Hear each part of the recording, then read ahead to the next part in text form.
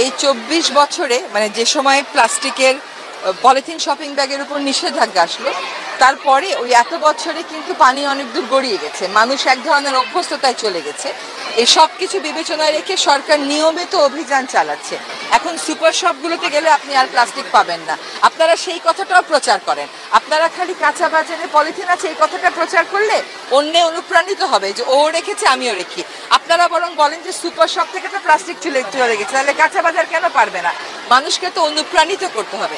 আমরা কঠোর হচ্ছি ইন দ্য সেন্স যে আমরা বাজারগুলো মনিটর করছি, যে কোন তিনটা বিকল্প তারা রাখবে এটা বলছি। আমরা এমনকি বিকল্প তাদের হাতে পৌঁছে দেওয়ার জন্য পাট মন্ত্রণালয় আলাদা উদ্যোগও নিয়েছে, যেটা হয়তো ঈদের পরে কাজটা শুরু হবে। আর পলিথিন উৎপাদনের ক্ষেত্রে নিষেধাজ্ঞাটা প্রয়োগ করতে আমরা বহুবার গিয়েছি, বহুবার প্রতিবন্ধকতার মুখোমুখি হয়েছি। দেশের সামগ্রিক আইন শৃঙ্খলা পরিস্থিতির সাথে তো আপনি প্লাস্টিকের বা পলিথিনেরটাকে আলাদা করতে পারবেন না। আর দ্বিতীয় হচ্ছে আমাদের কাজটা আপাতত কেবল পলিথিন শপিং ব্যাগ কেন্দ্রিক।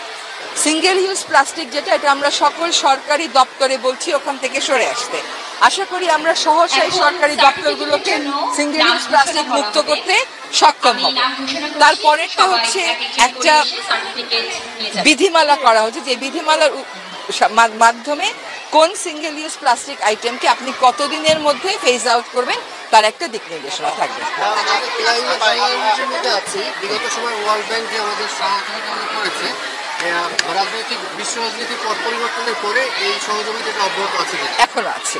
ওয়ার্ল্ড ব্যাংকের পক্ষ থেকে যে সহযোগিতা ছিল এটা অব্যাহত আছে, এবং ওয়ার্ল্ড ব্যাংক আমাদের বিশেষ করে উপকূল এলাকাতে এবং বায়ু দূষণে বেশ কিছু কাজে সাহায্য করবে। সেই সহযোগিতা যথেষ্ট পর্যাপ্ত। বর্তমান বাস্তবতা তো ১-১.৫ বছরের বাস্তবতা, সেখানে পর্যাপ্ত অপর্যাপ্ত তো কিছু নেই। আমরা তো ইনহেরিটই করেছি একটা সিস্টেম যেখানে সাম প্রজেক্টস আর রানিং। এই মুহূর্তে যেরকম ওয়ার্ল্ড ব্যাংক বলেছে তারা আমাদেরকে তুরাগ নদী পুনরুদ্ধারে অনতিবিলম্বে কাজ শুরু করে দিচ্ছে। এটা তো একটা নতুন, এরা কোনোদিন কোনো সরকারকে তারা বলে নাই যে আমরা একটা প্রকল্পের মাধ্যমে তুরাগ তোমরা কাজ শুরু করো, আমরা তোমাদেরকে সহায়তা করবো।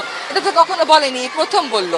কাজে এই যে একটা কমিটমেন্ট তাদের কাছ থেকে আসলো, এটা তো একটা অন্য মাত্রার কমিটমেন্ট। এই মাত্রার কমিটমেন্ট তো আপনি কখনো দেখেননি।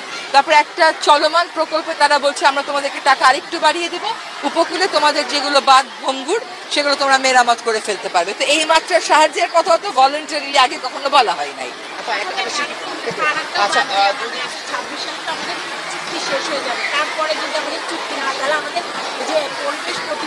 আচ্ছা, আপনি শোনেন, গঙ্গা চুক্তিটা স্বাক্ষরিত হয়েছিল মাত্র ৪ মাসের প্রচেষ্টায়। যদি রাজনৈতিক সদিচ্ছা থাকে একটা বিদ্যমান চুক্তি রিনিউ করা বা একটু সংশোধন করে নতুন করে স্বাক্ষর করা কোনো সমস্যার কথা না। সেটার জন্য 2025-এর জুনে আপনাকে কাজ শুরু করতে হবে না, সেটার জন্য আপনি আরও সময় নিতে পারেন। আরেকটা বড় কথা, এই জন্য আপনি সময় নিতে পারেন যেহেতু একটা চুক্তি আছে, ওই চুক্তির অধীনে একটা টেকনিক্যাল কমিটি আছে, উভয় দেশ মিলে তারা কিন্তু প্রতিনিয়ত তথ্য উপাত্তগুলো কালেক্ট করে রাখছে। কাজে বৈজ্ঞানিক যে তথ্যগুলো আপনার লাগবে এগুলো আপনার হাতে আছে।